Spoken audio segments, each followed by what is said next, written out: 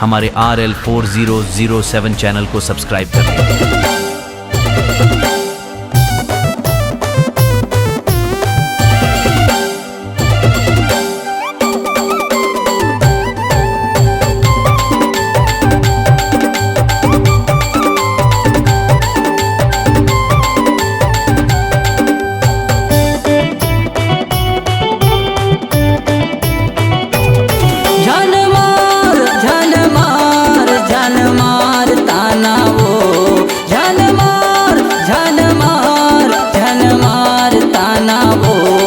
सिद्धवानी चटरानी झन मारता ना वो, सिद्धवानी चटरानी झन मारता ना वो।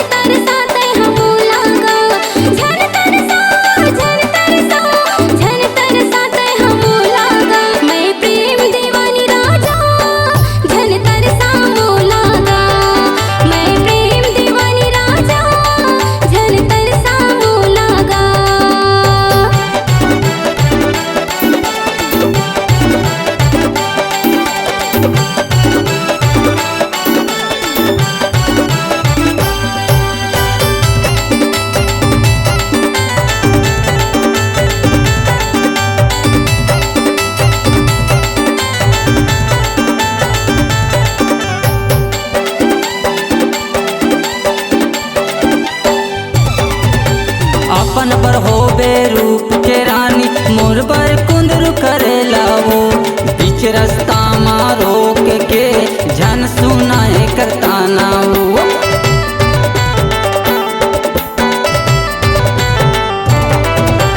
अपन पर होबे रूप के रानी मोर पर कुंदरू करेला वो, बीच रास्ता में रोक के झन सुनाए करता ना वो, बीच रास्ता में रोक के झन सुनाए करता ना वो। झन गड़िया मोर बर तहानी हतलाओ, झन गड़िया तहा मोर बर नी हतलाओ।